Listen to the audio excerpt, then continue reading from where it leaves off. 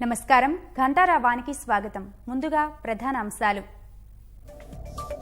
మరికొద్ది గంటల్లో మంత్రివర్గ సమావేశం. ఆర్టీసీ భవితవ్యం తేల్చేయనున్న సర్కారు.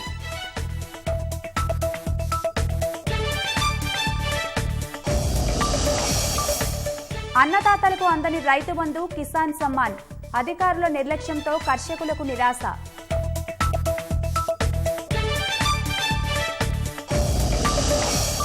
కోయకుండానే కన్నీళ్లు పెట్టిస్తున్న ఉల్లి. భారీ ధరలతో బెంబేలెత్తుతున్న సామాన్యులు.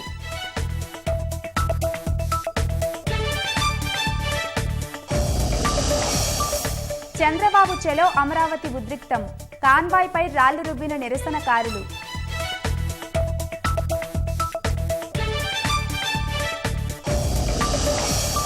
సాయంత్రం కొలువుదీరనున్న మహారాష్ట్ర సర్కారు. ఉద్ధవ్తో పాటు మరో 6 ప్రమాణం.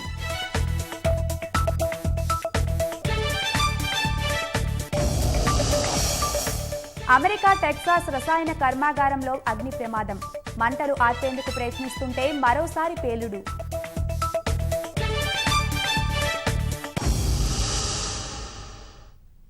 మహారాష్ట్ర ముఖ్యమంత్రిగా శివసేన అధినేత ఉద్ధవ్ ఠాక్రే ఇవాళ ప్రమాణ స్వీకారం చేయనున్నారు. శివసేన వ్యవస్థాపకుడు బాల్ ఠాక్రే పలు కీలక ప్రసంగాలు చేసిన దాదర్లోని శివాజీ పార్క్లో సాయంత్రం 6:40 ఉద్ధవ్ సీఎంగా ప్రమాణం చేస్తారు. ఉద్ధవ్ ఠాక్రేతో పాటే ఎన్సీపీ నుంచి ఛగన్ భుజ్బల్, జయంత్ పాటిల్, కాంగ్రెస్ నుంచి అశోక్ చవాన్, బాలాసాహెబ్ తోరట్, శివసేన నుంచి ఏక్నాథ్ షిండే, సుభాష్ దేశాయ్ ఇవాళే ప్రమాణ స్వీకారం చేయనున్నారు. భారతీయ జనతా పార్టీకి మద్దతిచ్చి ఈ నెల 23న ఉప ముఖ్యమంత్రి పదవి చేపట్టి ఆ తర్వాతి పరిణామాల్లో రాజీనామా చేసిన ఎన్సీపీ నేత అజిత్ పవార్ మళ్లీ ఉప ముఖ్యమంత్రి పదవి చేపడతారని తెలుస్తోంది. అయితే ఆయన ఇవాల్టి కార్యక్రమంలో కాకుండా తర్వాత పదవి చేపడతారని ఎన్సీపీ వర్గాలు తెలిపాయి. మహావికాస్ అఘాడీగా ఏర్పడిన శివసేన, కాంగ్రెస్, ఎన్సీపీ ఇవాళ మహారాష్ట్రలో ప్రభుత్వాన్ని ఏర్పాటు చేయనున్నాయి. ఆ కూటమి తరపున ముఖ్యమంత్రిగా శివసేన అధినేత ఉద్ధవ్ ఠాక్రే ఇవాళ సాయంత్రం 6:40 సీఎంగా ప్రమాణ స్వీకారం చేయనున్నారు. దసరా ర్యాలీలో భాగంగా శివసేన వ్యవస్థాపకుడు తన తండ్రి బాల్ ఠాక్రే అనేక కీలక ప్రసంగాలు చేసిన దాదర్లోని శివాజీ పార్క్లో ఉద్ధవ్ ప్రమాణ స్వీకార కార్యక్రమం జరగనుంది. అందుకు సంబంధించి ఏర్పాట్లు చురుగ్గా సాగుతున్నాయి. ఠాక్రే కుటుంబం నుంచి తొలిసారి ప్రభుత్వంలో పదవి చేపట్టనున్న తొలి వ్యక్తిగా నిలిచిన ఉద్ధవ్ శివసేన నుంచి ముఖ్యమంత్రులుగా చేసిన మనోహర్ జోషి, నారాయణ్ రానే తర్వాత 3వ నేతగా నిలవనున్నారు. తన ప్రమాణ స్వీకారోత్సవానికి రావాలని ప్రధాని నరేంద్ర మోదీని ఫోన్ ద్వారా ఉద్ధవ్ ఆహ్వానించగా ఉద్ధవ్కు మోదీ అభినందనలు తెలిపారు. అటు ప్రమాణ స్వీకారానికి రావాల్సిందిగా కాంగ్రెస్ అధినేత్రి సోనియా గాంధీ, మాజీ ప్రధాని మన్మోహన్, పశ్చిమ బంగాల్ ముఖ్యమంత్రి మమతా బెనర్జీ, ఢిల్లీ సీఎం అరవింద్ కేజ్రీవాల్, డీఎంకే అగ్రనేత స్టాలిన్ కు ఆహ్వానాలు పంపారు. ఉద్ధవ్ కుమారుడు ఆదిత్య ఠాక్రే స్వయంగా ఢిల్లీ వెళ్లి సోనియా, మన్మోహన్ ను ఆహ్వానించారు. వీరితో పాటు 400 మంది రైతులను కూడా ఈ కార్యక్రమానికి ఆహ్వానించారు.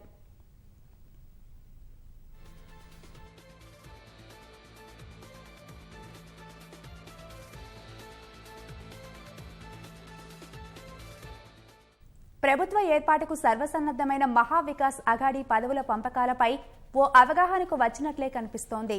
ఉప ముఖ్యమంత్రి పదవి ఎన్సీపీకి, స్పీకర్ పదవి కాంగ్రెస్ కు ఇచ్చేలా ఒప్పందం కుదిరింది. ఈ మేరకు తెలిపిన ఎన్సీపీ సీనియర్ నేత ప్రఫుల్ పటేల్ ఉప ముఖ్యమంత్రి పదవి ఒక్కటే ఉంటుందని స్పష్టం చేశారు. మొత్తం 43 మంత్రి పదవులకు అవకాశం ఉండగా శివసేనకు 15, ఎన్సీపీకి 15, కాంగ్రెస్ కు 13 మంత్రి పదవులు ఇచ్చే విధంగా ఒప్పందం కుదిరినట్లు తెలిసింది. కాంగ్రెస్ కు దక్కే మంత్రివర్గ బెర్తుల్లో 9 కేబినెట్ పదవులు, 4 సహాయ మంత్రి పదవులు ఉంటాయని ప్రఫుల్ పటేల్ వెల్లడించారు. ఈ మేరకు ఉద్ధవ్తో పాటు 3 పార్టీల నుంచి 2 చొప్పున ప్రమాణ స్వీకారం చేసే అవకాశం ఉంది.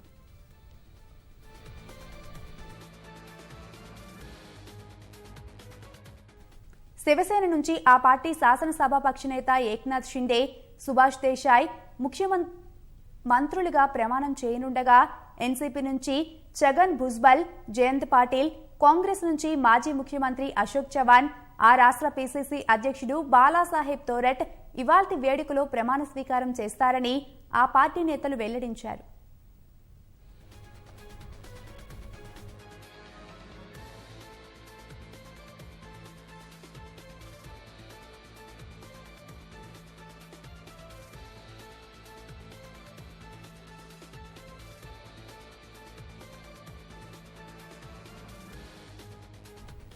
కాంగ్రెస్ కు చెందిన మరో మాజీ ముఖ్యమంత్రి పృథ్వీరాజ్ చవాన్ ను స్పీకర్ పదవికి ఖరారు చేసినట్లు తెలుస్తోంది. మరోవైపు ఎన్సీపీ నుంచి శరద్ పవార్ అన్న కుమారుడు అజిత్ పవార్ మళ్లీ ఉప ముఖ్యమంత్రి పదవి పొందే అవకాశం ఉంది. అయితే ఆయన ఇవాళ కాకుండా రేపు కానీ మరికొన్ని రోజుల్లో ప్రమాణం చేస్తారని తెలుస్తోంది.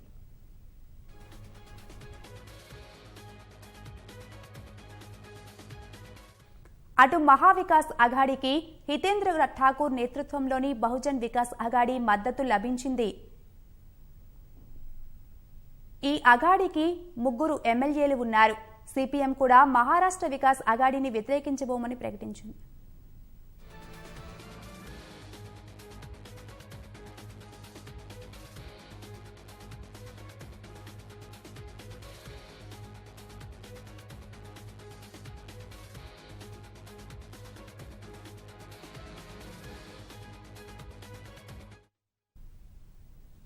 అమెరికా టెక్సాస్లోని ఓ రసాయన కర్మాగారంలో కొద్ది కాలం వ్యవధిలో 2 అగ్ని ప్రమాదాలు జరిగాయి. తొలుత సంభవించిన ప్రమాదంలో చెలరేగిన మంటలను అగ్నిమాపక సిబ్బంది అదుపు చేసే క్రమంలో మరో రిఫైనరీ పేలింది. మంటలు భారీగా ఎగిసిపడ్డాయి. పేలుడు దాడికి చుట్టుపక్కల ఉన్న ఇళ్ల కిటికీలు, తలుపులు పగిలిపోయాయి. కర్మాగారం నుంచి వస్తున్న పొగ కిలోమీటర్ల మేర దట్టంగా విస్తరించింది. మొదటి అగ్ని ప్రమాదంలో గాయపడిన 3 కార్మికులను చికిత్స నిమిత్తం ఆసుపత్రికి తరలించారు.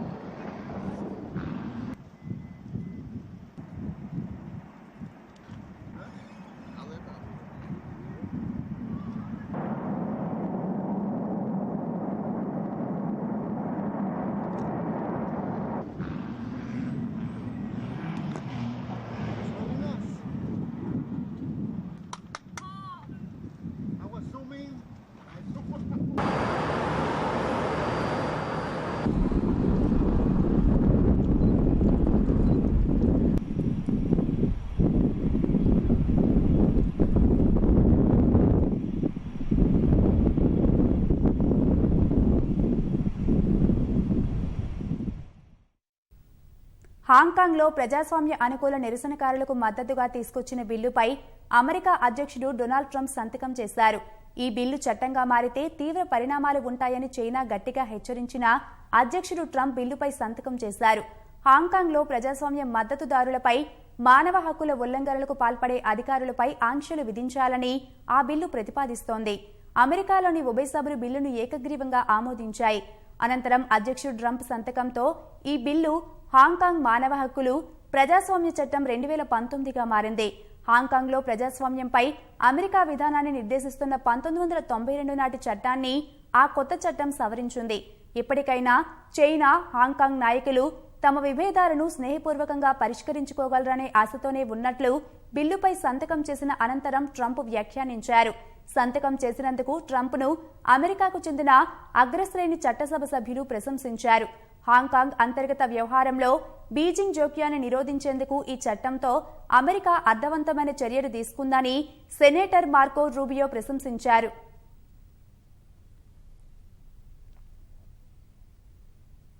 అటు హాంకాంగ్కు మద్దతు ఇచ్చే బిల్లుపై అధ్యక్షుడు డొనాల్డ్ ట్రంప్ సంతకం చేయడాన్ని చైనా తీవ్రంగా తప్పుపట్టింది.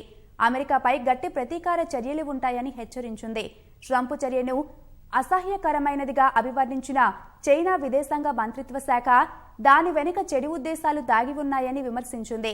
తమ దేశ అంతర్గత వ్యవహారాల్లో అమెరికా జోక్యం చేసుకుంటోందని ఆరోపించింది. ట్రంప్ చర్యలు హాంకాంగ్లోని నిరసనకారులకు తప్పుడు సందేశాన్ని పంపుతుందని ఆందోళన వ్యక్తం చేసింది.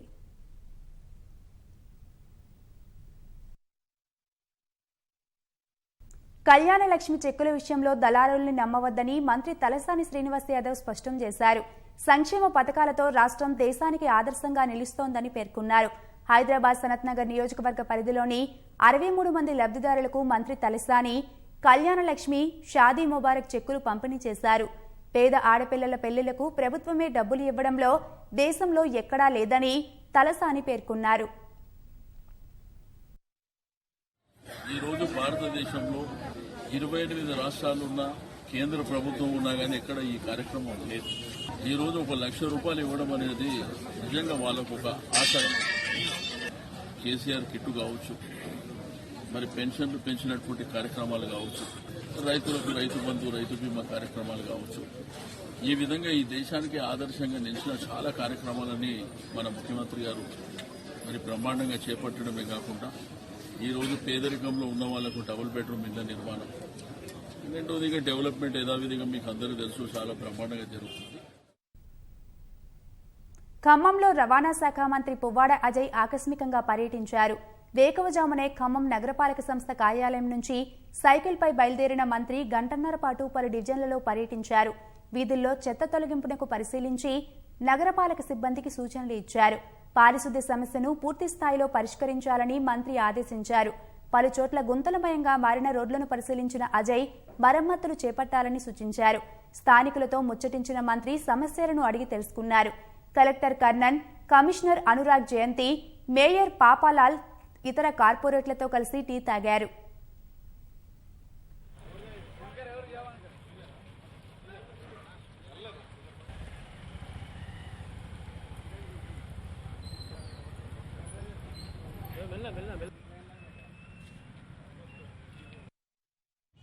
ఎనీ సివిక్ బాడీలో, మున్సిపాలిటీల్లో శానిటేషన్ బాగుంటేనే ప్రజలు సుఖ సంతోషాలతో ఉంటారు, అలాగే జబ్బులు బారిన పడకుండా ఉంటారు. కాబట్టి ఖమ్మంలో దాదాపుగా ప్రతిరోజు 5 టన్నుల పైన చెత్త జనరేట్ అవుతాం. ఈ చెత్తని ప్రతిరోజు దాన్ని క్లియర్ చేయాల్సిన అవసరం ఉంది, బాధ్యత ఉంది. వాటిని డంపింగ్ యార్డ్కి తరలించాలి. అలాగే మంచినీళ్ళు సప్లై ఎట్లా వస్తూ ఉందనేది కూడా పేదలు నివసించే ప్రాంతాల నుంచి అన్ని ప్రాంతాల్లో కూడా తెలుసుకుంటా ఉన్నాం. దాంతోపాటుగా డెవలప్మెంటల్ వర్క్స్ ఏవైతే ఉన్నాయో వాటి ప్రోగ్రెస్ కూడా మరి చూడటానికి పొద్దున్నే అయితే కొంచెం బాగుంటుందనే ఉద్దేశంతో మరి ఈ పర్యటన చేశాం. రాబోయే రోజుల్లో మరి ఫ్రీక్వెంట్గా ఈ రకంగా పర్యటనలు క్షేత్రస్థాయిలో చేయటం వల్ల క్షేత్రస్థాయిలో ప్రజలకి ఉన్న సమస్యలు తెలుస్తాయి. దాంతోపాటుగా మేము కూడా మరి ప్రత్యక్షంగా సమస్యల్ని చూసి పరిష్కరించడానికి అవకాశం లభిస్తుంది.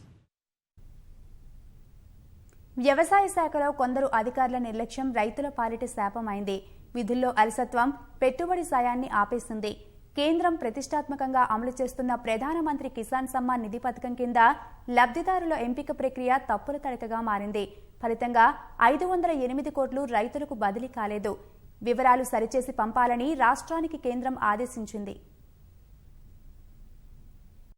రాష్ట్రంలో రైతుల పేర్ల నమోదు ఒక్కో శాఖలో ఒక్కో తీరుగా ఉండడం వల్ల లబ్ధిదారులు తీవ్ర ఇబ్బందులు ఎదుర్కొంటున్నారు. పేర్ల నమోదులో వెల్లువల తప్పులు దొర్లుతుండటంతో అర్హత ఉన్న ప్రభుత్వ పథకాలకు దూరం అవుతున్నారు. తాజాగా ప్రధానమంత్రి కిసాన్ సమ్మాన్ నిధి పథకం ఎంపిక ప్రక్రియలో ఈ డొల్లతనం బయటపడింది. రాష్ట్రంలో మొత్తం 35,07,000 మంది రైతుల పేర్లను ఈ పథకం కింద వ్యవసాయ శాఖ నమోదు చేసింది. అయితే వీరి పేర్లను ఆధార్ కార్డుల్లో ఉండే పేర్లతో పోల్చి చూసిన కేంద్ర వ్యవసాయ శాఖ 8,48,000 మందిని తిరస్కరించింది. వీరికి పీఎం కిసాన్ సమ్మాన్ పథకం కింద రావాల్సిన 508 కోట్ల రూపాయల సాయం ఆగిపోయింది.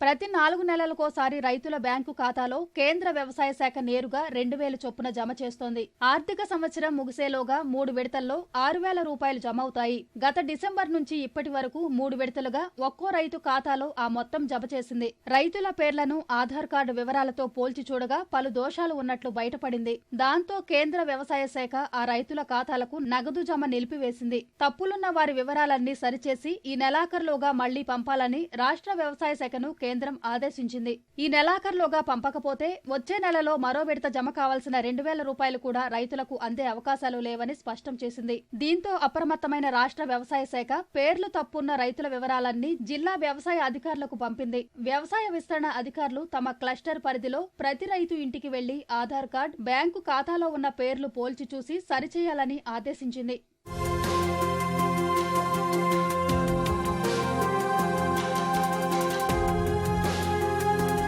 రైతుల వివరాలను పట్టాదారు పాస్ పుస్తకాల డేటా నుంచి నేరుగా తీసుకున్నట్లు వ్యవసాయ శాఖ వర్గాలు తెలిపాయి. వాటిని మార్చకుండా యథాతథంగా ఆన్లైన్లో ప్రధానమంత్రి కిసాన్ సమ్మాన్ పథకానికి నమోదు చేయడం వల్లే తప్పులు దొర్లినట్లు గుర్తించారు. ఉల్లిని కోయకుండానే కన్నీళ్లు వస్తున్నాయి. భారీగా పెరుగుతున్న ధరలతో సామాన్యులు బెంబేలెత్తుతున్నారు. మహబూబ్ నగర్ జిల్లా దేవరకద్ర మార్కెట్లో వారం రోజుల్లోనే క్వింటాల్ ఉల్లి ధర 3,000కు పైగా పెరిగింది. గత వారం క్వింటా ఉల్లి 4,000 పలికినా ప్రస్తుతం గరిష్టంగా 7,400 పలుకుతోంది. మహబూబ్నగర్, నారాయణపేట జిల్లాల రైతులు దేవరకద్ర మార్కెట్లో ఉల్లి విక్రయిస్తారు. ఇక్కడ కొనేందుకు వ్యాపారులతో పాటు వినియోగదారులు పోటీ పడుతుంటారు.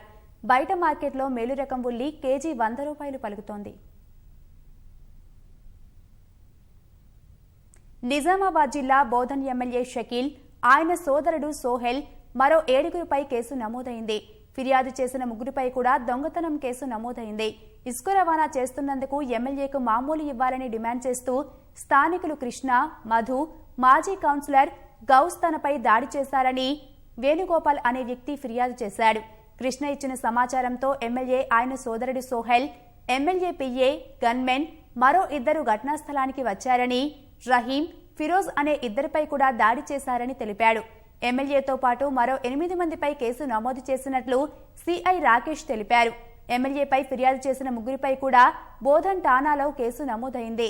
వేణుగోపాల్, రహీం, ఫిరోజ్ తమ ఇంటి నుంచి ఎదుట కారులో నుంచి 2 లక్షలు మెడలోని బంగారు గొలుసు లాక్కున్నారని కృష్ణ ఇచ్చిన ఫిర్యాదు మేరకు పోలీసులు కేసు నమోదు చేశారు. హైదరాబాద్లో ఫుట్పాత్ల ఆక్రమణలపై జీహెచ్ఎంసీ కొరడా జూలిపించింది. సికింద్రాబాద్లో నడకదారులపై అక్రమంగా సాగుతున్న పలు వ్యాపార సముదాయాలను అధికారులు తొలగించారు. జీహెచ్ఎంసీ అధికారులు, ట్రాఫిక్ పోలీసులు సంయుక్తంగా ఈ ఆక్రమణల తొలగింపులను నిర్వహిస్తున్నారు. సీతాఫల్ మండి నుంచి చిలకలగూడ వరకు ఫుట్పాత్లపై ఏర్పాటు చేసిన పలు వ్యాపార సంస్థలను తొలగించారు. రోడ్లను ఆక్రమించి వ్యాపారాలు నిర్వహిస్తే కఠిన చర్యలు తీసుకోనున్నట్లు జీహెచ్ఎంసీ ప్లానింగ్ ఏసీపీ అనురాధ హెచ్చరించారు. ఈ ఆక్రమణల తొలగింపు వరుసగా చేపట్టనున్నట్లు చెప్పారు.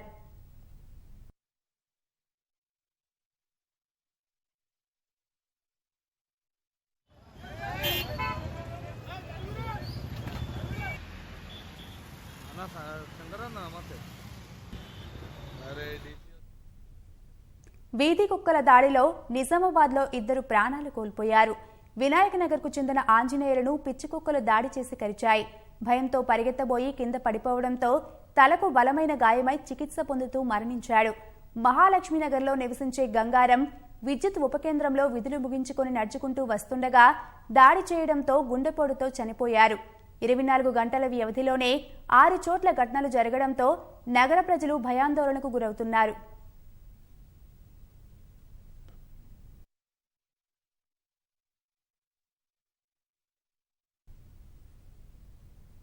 ఏపీ రాజధాని వ్యతిరేక వర్గాల అడ్డంకులు అధిగమిస్తూ తెలుగుదేశం బృందం అమరావతి పర్యటన కొనసాగుతోంది. పర్యటనలో భాగంగా తొలుత వైకాపా ప్రభుత్వం కూల్చివేసిన ప్రజావేదిక ప్రాంతాన్ని చంద్రబాబు పరిశీలించారు. అక్కడి శిథిలాలను చూశారు. ముఖ్యమంత్రిని కలవడానికి, విన్నపాలు చెప్పుకోవడానికి, సమస్యల పరిష్కారానికి వచ్చే ప్రజానీకం కోసం నిర్మించిన ప్రజావేదిక శిథిలమైనప్పటికీ ఆ నిర్మాణ ఉద్దేశాన్ని తలుచుకుని నమస్కరించారు.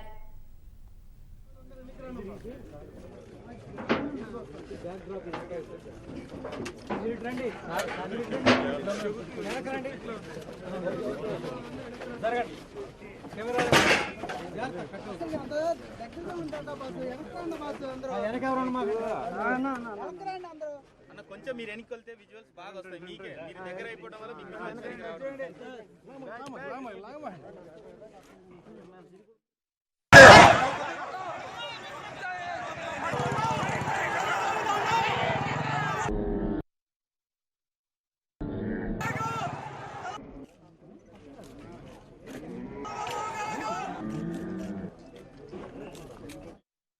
ప్రజావేదిక పరిశీలన తర్వాత ఉద్దండరాయనిపాలెం పర్యటనకు చంద్రబాబు వెళ్లారు. ఈ ప్రయాణ మార్గంలో సీడ్ యాక్సిస్ రోడ్డు వద్దకు చంద్రబాబు కాన్వాయ్ చేరుకోగానే ఉద్రిక్తత ఏర్పడింది. చంద్రబాబు సహా పెద్ద సంఖ్యలో తెలుగుదేశం నేతలు ప్రయాణిస్తున్న బస్సుపై వైకాపా కార్యకర్తలు రాళ్లు రువ్వారు. ఈ ఘటనలో బస్సు అద్దాలు పగిలాయి. బాబు రావద్దంటూ వైకాపా కార్యకర్తలు నల్ల జెండాలు ప్రదర్శించారు. మరికొంత దూరం ముందుకు వెళ్లాక ఇంకోసారి రాళ్లు రువ్వారు. ఈ ఘటనలో చంద్రబాబు ప్రయాణిస్తున్న బస్సు అద్దం పగిలింది.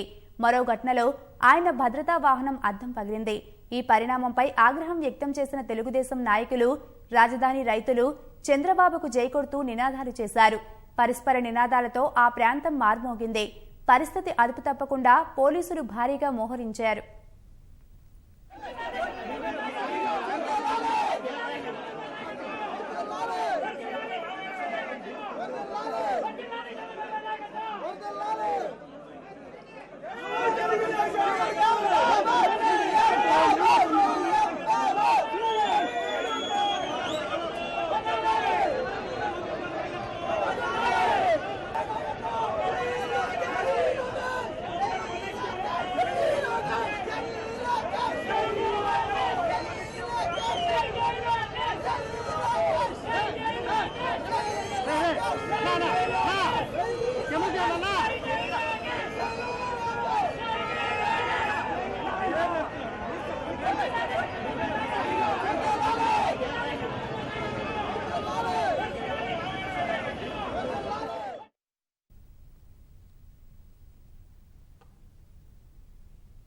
వారిది గమ్యం లేని ప్రయాణం.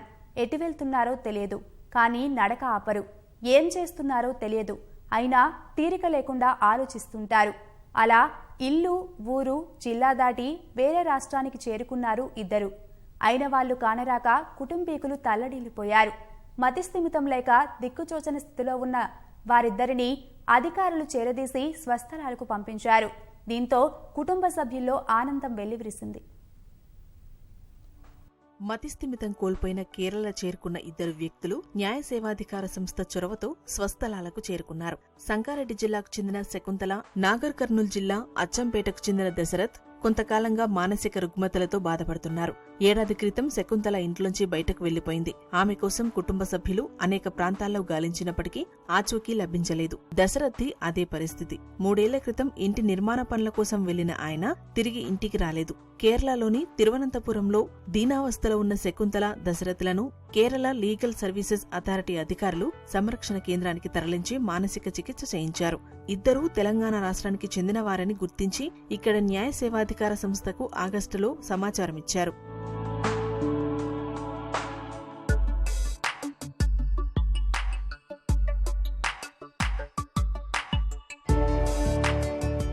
న్యాయ సేవాధికార సంస్థ అధికారులు పోలీసుల సాయంతో వారి కుటుంబ సభ్యుల వివరాలు సేకరించారు. అనంతరం కుటుంబ సభ్యులు పోలీసులతో కలిసి కేరళ వెళ్లిన న్యాయ సేవాధికార సంస్థ సభ్యులు దశరథ్, శకుంతలను హైదరాబాద్ కు తీసుకొచ్చారు. తమ నుంచి దూరమై ఎక్కడున్నారో తెలియక, ఎప్పుడొస్తారో తెలియక క్షోభకు గురైన కుటుంబీకులు వారి రాకతో ఆనందంలో మునిగి తేలారు. శకుంతల మనవడి వివాహం జరగనుండటంతో ఆ ఇంట నూతన శోభ సంతరించుకుంది. గత ఒక 7-8 సంవత్సరాల నుంచి మతిస్థిమితం లేదు. ఇలాగే పోవడము మేము పట్టుకురావడం జరిగేది. కాకపోతే 1 సంవత్సరంన్నర నుంచి అయితే పూర్తిగా తప్పిపోయింది. ఇంట్లో నుంచి పారిపోయింది. ఎటుపోయిందో తెలియదు. మొత్తం వెతికినా లాస్ట్కు దొరకలేదు. మాకు కాంటాక్ట్ చేస్తే మేము వచ్చి మాట్లాడి మా పోలీస్ సిబ్బంది, మా మేడం గారు వాళ్ళందరూ చాలా కోఆపరేట్ చేస్తూ పోయి తీసుకుపోతున్నామండి. ఇక లీగల్ సర్వీసెస్ వాళ్ళకి, మా పోలీస్ సిబ్బందికి చాలా ధన్యవాదాలు అండి. మాకు 3 సంవత్సరాల క్రితం తప్పిపోయిండు. మేము చాలా కష్టపడ్డాం. ఆ సారు మాకు మొన్న నైట్ 5 గంటలకు మార్నింగ్ ఫోన్ చేసి ఇట్లా వెళ్ళాలి అంటే రెడీ అయ్యి వెళ్ళాము. పోయి మా తమ్ముని తీసుకోవడానికి నాకు మంచిగా అనిపించింది. శకుంతల, దశరథ్లను కుటుంబ సభ్యుల వద్దకు చేర్చేందుకు కష్టపడ్డ అధికారులను రాష్ట్ర న్యాయ సేవాధికార సంస్థ సభ్య కార్యదర్శి జీవి సుబ్రహ్మణ్యం అభినందించారు. మానసిక రుగ్మతలతో బాధపడుతున్న వారికి న్యాయ సేవాధికార సంస్థ అండగా ఉంటుందని తెలిపారు. ఉట్టి పేరు తప్పితే వారి వేరబౌట్స్ కానీ వాళ్ళ సంబంధికుల వివరాలు కానీ ఏవీ మాకు లేవు. వెంటనే మా అడ్మినిస్ట్రేటివ్ ఆఫీసర్ గారు, ఆంజనేయులు గారు, స్వామి గారు, తదితర స్టాఫ్ కూడాను చాలా తీవ్ర పరిశ్రమ చేసి వాళ్ళకి మా ఆఫీస్ తరఫున కౌన్సిలింగ్ చేయగా ఆ ముసలావిడ శకుంతల గారిని, ఈ డిజబుల్డ్ పర్సన్ దశరథ్ గారిని వారి రక్త సంబంధికులు వాళ్ళ కుటుంబానికి తీసుకోవడానికి ముందుకొచ్చారు. మానసిక స్థితి సరిగా లేని అభాగ్యుల పట్ల ఔదార్యం చూపిస్తున్న రాష్ట్ర న్యాయ సేవాధికార సంస్థ పనితీరు పట్ల పలువురు అభినందిస్తున్నారు. నేపాల్లో బుధవారం రాత్రి ఘోర రోడ్డు ప్రమాదం జరిగింది. అర్ఘకచ్ జిల్లాలో ఓ బస్సు అదుపు తప్పి కొండ మీద నుంచి లోయలో పడింది. ఈ దుర్ఘటనలో 17 మంది ప్రాణాలు కోల్పోగా మరో 10 మంది తీవ్రంగా గాయపడ్డారు. మృతుల్లో 8 మంది మహిళలున్నారు. క్షతగాత్రులను ఆసుపత్రికి తరలించి చికిత్స అందిస్తున్నారు. కొండ ప్రాంతం వద్ద మలుపులు తిరుగుతుండగా బస్సు అదుపు తప్పి 200 మీటర్ల లోయలో పడినట్లు పోలీసులు తెలిపారు.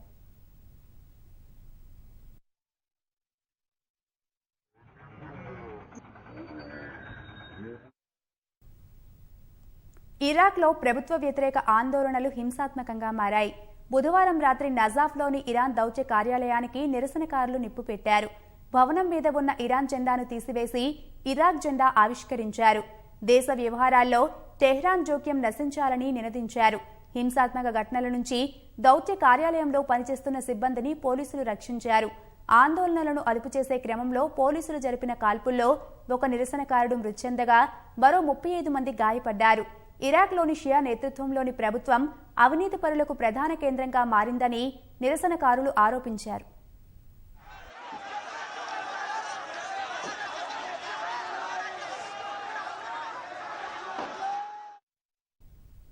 సామాజిక మాధ్యమాల ద్వారా ప్రగతి కంటే నష్టాలే ఎక్కువగా ఉన్నాయని మెగాస్టార్ చిరంజీవి పేర్కొన్నారు. హైదరాబాద్ పీపుల్స్ ప్లాజాలో నిర్వహించిన Arjun Suravaram cinema pre release కార్యక్రమానికి ఆయన ముఖ్య అతిథిగా హాజరయ్యారు. నిఖిల్, లావణ్య త్రిపాఠి జంటగా నటించిన చిత్రం అర్జున్ సురవరం. సంతోష్ దర్శకత్వంలో రాజ్ కుమార్ నిర్మించిన ఈ చిత్రం ఈ నెల 29న ప్రేక్షకుల ముందుకు రాబోతోంది. ఈ కార్యక్రమానికి సినిమాటోగ్రఫీ మంత్రి తలసాని శ్రీనివాస్ యాదవ్, మెగాస్టార్ చిరంజీవి ముఖ్య అతిథులుగా హాజరై చిత్ర బృందానికి అభినందనలు తెలిపారు.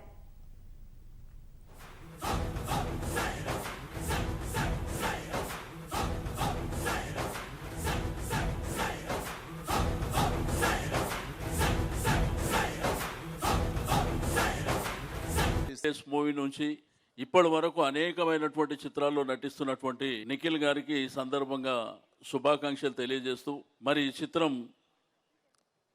బ్రహ్మాండంగా విజయవంతం కావాలని ఒక మంచి కథను ఎన్నుకొని అర్జున్ సురవరం మరి ఒక బ్రహ్మాండమైనటువంటి చిత్రం మీ అందరి ముందు 29వ తేదీన వస్తుంది. సినిమా చాలా ఆనెస్ట్గా సింపుల్గా తీసాం. మంచి సినిమా ఉండబోతుందని అనుకుంటున్నాం. దయచేసి థియేటర్కి వచ్చి చూడండి. Big screen. మా ప్రొడ్యూసర్ ఠాగూర్ మధు గారు ఒక పిల్లర్ ఆఫ్ స్ట్రెంత్ లాగా సినిమాని విచ్చలవిడిగా ఖర్చు పెట్టి సినిమాని ప్రొడ్యూస్ చేశారు. It's an honest attempt. Please watch the film.